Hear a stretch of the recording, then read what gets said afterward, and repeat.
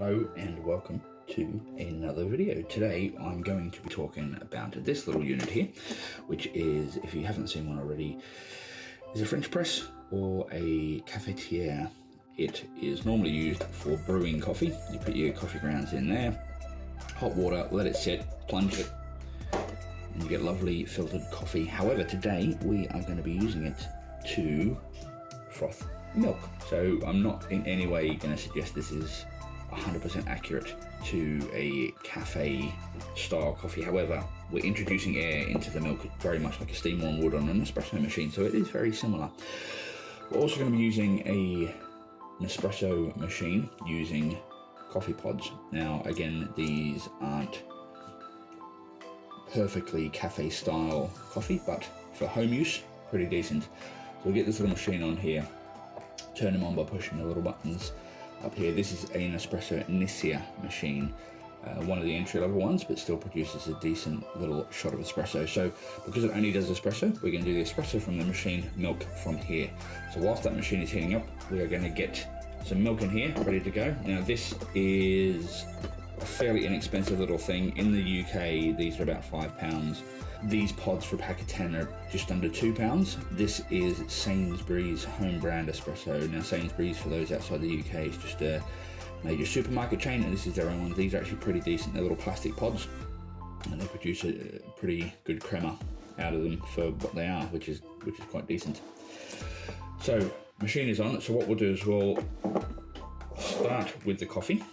So we're going to pop this open first. So in here, this machine is very straightforward to use. You simply slide the lever head back and it moves forward, pop your pod in the top, close it, and cup under there. Now, on most Nespresso machines, they have a espresso button and a lungo button. Now, to be fair, these things only hold about between 5.5 to 7 grams of coffee, so not huge amounts. I wouldn't recommend hitting the lungo button because it over extracts, makes the coffee taste a bit rubbish. So with these machines, it's pretty much just a machine for doing espresso. So water tank in the back, make sure that's filled with fresh filtered water, and then hit the espresso button, and this is what happens.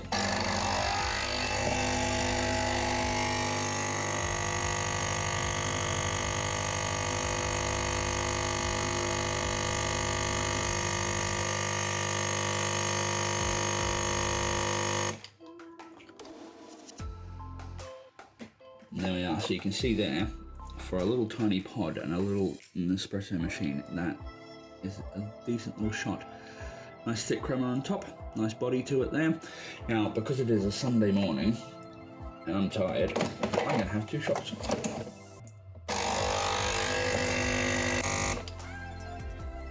There we go. So I'm going to let that sit there. Now, this is the main part of the video. So that's just the espresso. Whatever coffee you want to use. If you want to use instant, go for it. If you have another machine, whatever.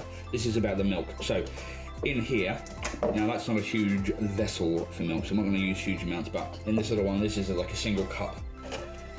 I'm going to put about 1/4, I guess, out there. And then I'm just going to zap it for a minute in the microwave.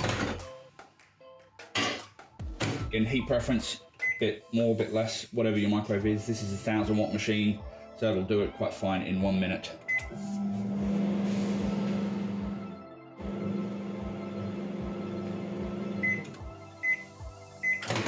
Okay.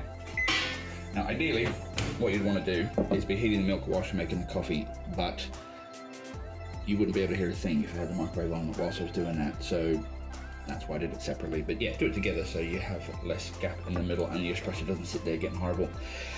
Anyway, here we go. Milk, nice hot milk in there. As you can see, it's just milk at the moment. There's nothing fancy to it. Now, by putting this in here and moving the plunger up and down rapidly, you'll introduce air into the milk very, very quickly. So if you want a flat white style, do it a bit less. Latte, a bit more. Cappuccino, a bit more. And it's really down to your preference. Have a play with it and see what comes out best for you. I'm just going to do a few, and then I'll show you my little technique at the end of it. And then we'll pour it and you'll see how it goes. So I'm just going to do this real quick here. And that's about it. And see how much volume it's increased already? It was down here, it's now up here. So that's, added quite a bit of air. So I go down to the bottom and then up slowly a few times. As you can see, it's pushing the bubbles down, and all that's doing is sort of mixing the rest of the air into the milk just to give it a bit more sort of thickness. Pop him out and out of the way. Give it a bit of a roll round to bind all the air to the milk as best you can. Give it a tap. Get all the big bubbles out and fling it in your face like that. Then you can see there we've got a nice thick creamy milk consistency. We'll grab our little coffee and pour on here.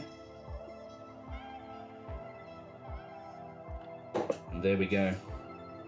Pretty much all the milk gone from in there. And a lovely little espresso based frothy coffee type thing. Now if this was from a cafe, it would probably be closer to a cap, I guess, because it's a bit thicker, but you know, it's froth coffee from a cafetiere, not from a steam one, so it's not going to be perfect, but it will make your coffee much nicer if you want to go down this route. So that's my tip on how to use a cafetiere / French press to create frothy cafe style coffee at home.